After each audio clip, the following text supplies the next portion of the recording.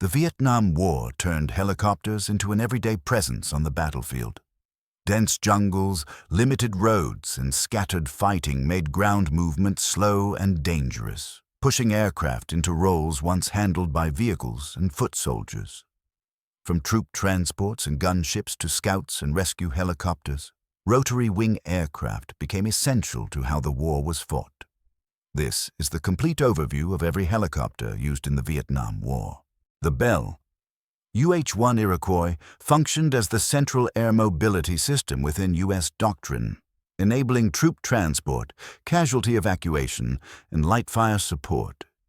Its payload capacity of approximately 1,800 kilograms directly shaped unit-level maneuver by allowing rapid insertion of infantry squads with equipment. Operational effectiveness depended on availability rather than survivability. Vulnerability to small arms fire imposed tactical adaptations. The platform integrated efficiently into training, maintenance, and logistics networks, aligning with doctrine prioritizing tempo over protection. The Boeing CH-47 Chinook served as the primary heavy-lift rotary-wing platform, supporting logistical sustainment rather than direct combat maneuver. Its maximum payload of roughly 10,800 kilograms enabled transport of artillery, vehicles, and bulk supplies to remote fire bases inaccessible by ground routes. Operational effectiveness lay in reducing dependency on overland convoys. Limitations included high visibility and infrastructure demands. The platform aligned with doctrine emphasizing distributed bases, sustained by aerial logistics rather than continuous ground lines. The Bell AH-1 Cobra was introduced as a dedicated attack helicopter to provide direct fire support for air-mobile operations. Its cruising speed of approximately 220 kilometers per hour allowed it to escort transport helicopters and respond rapidly to contact zones. Operational effectiveness derived from focused weapons integration rather than versatility. Limitations included narrow mission scope and reliance on coordinated intelligence. The platform fit doctrine requiring airborne firepower to protect vulnerable lift assets within contested landing areas. The Hughes OH-6 Cayuse operated as a light observation and reconnaissance platform within low-altitude intelligence gathering doctrine. Its small airframe and maximum speed of approximately 245 kilometers per hour enabled rapid visual scouting and target acquisition ahead of maneuver units. Operational effectiveness relied on agility and responsiveness rather than endurance. Severe vulnerability to ground fire constrained survivability. The platform integrated into a system where reconnaissance losses were accepted to preserve situational awareness and tempo. The Sikorsky CH-53C Stallion fulfilled a heavy-lift role primarily within U.S. Marine Corps operations, supporting sustainment of forward positions and amphibious linked deployments. Its external lift capacity of approximately 13,600 kilograms enabled movement of artillery and engineering equipment beyond the capability of medium transports. Operational effectiveness was logistical rather than tactical. Limitations included maintenance intensity and fuel demand.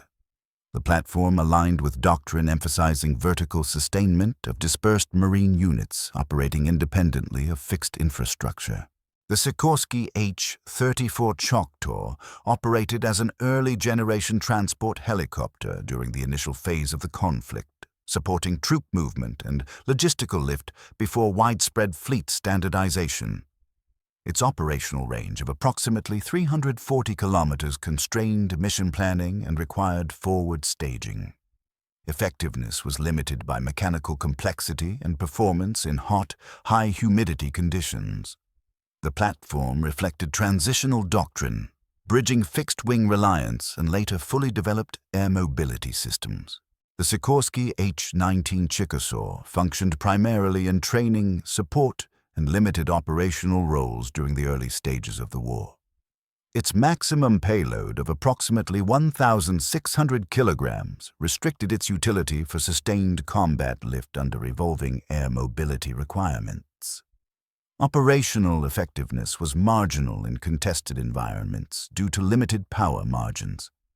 The platform remained relevant within logistics and training systems, reflecting doctrinal adaptation rather than frontline suitability. The Piasecki AH-1 Shawnee was employed primarily during the early advisory and transition period, supporting troop transport and limited logistical movement.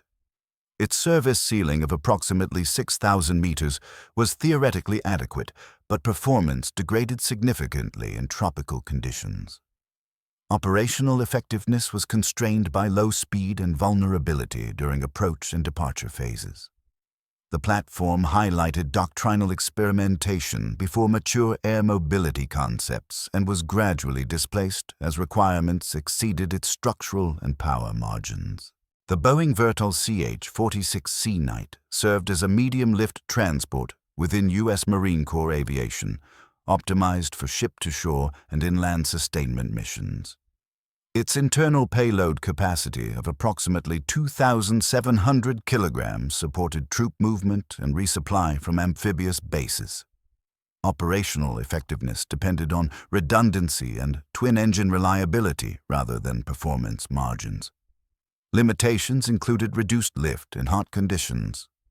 The platform aligned with Marine doctrine emphasizing vertical logistics independent of fixed ground infrastructure. The Kemen HH-43 Husky was employed primarily for base rescue and localized firefighting rather than battlefield maneuver. Its endurance of approximately 3 hours supported continuous alert coverage around airfields and logistics hubs. Operational effectiveness was measured in asset recovery and personnel survival, not combat contribution. Limitations included minimal range and payload. The platform fit a support doctrine focused on preserving airbase functionality within a high-tempo air operations environment. The Sikorsky HH-3E Jolly Green Giant operated as a long-range combat search and rescue platform supporting downed aircrew recovery. Its operational radius of approximately 300 kilometers enabled penetration beyond immediate base defense zones under escort. Effectiveness derived from range and lift rather than speed. Limitations included dependence on air superiority and escort coordination. The platform aligned with doctrine prioritizing pilot recovery to sustain air campaign continuity and training investment. The Sikorsky HH-53 Super Jolly Green Giant expanded the combat search and rescue mission through increased lift and survivability margins. Its in-flight refueling capability extended mission endurance beyond fixed base constraints, directly supporting deep recovery operations. Operational effectiveness was tied to system integration rather than independent action. Limitations included high maintenance demand and logistical footprint. The platform aligned with doctrine emphasizing personnel recovery as a strategic resource protection function. The Bell OH-13 Sioux was employed primarily in observation, liaison, and training roles during the early phases of the conflict. Its endurance of approximately 2.5 hours supported short-range visual reconnaissance and command coordination. Operational effectiveness was limited by low speed and lack of protection, restricting use in contested areas. The platform remained integrated within advisory and training systems, reflecting doctrinal reliance on legacy light helicopters before purpose-built reconnaissance platforms became dominant. The Bell UH-1C gunship represented an interim adaptation of a utility airframe to provide armed escort and suppressive fire. Its increased engine power improved hover performance under weapon load, directly supporting close-in fire support during landing operations. Operational effectiveness was constrained by airframe limitations and exposure to ground fire. The platform fit transitional doctrine, filling capability gaps before dedicated attack helicopters became fully available within the air mobility system. The Bell UH-1D/H variants standardized the medium-lift transport role across air mobile units, emphasizing capacity and reliability over specialized performance. Their cabin volume allowed transport of up to 11 troops, directly shaping squad-level deployment planning. Operational effectiveness was defined by sortie generation rate rather than platform survivability.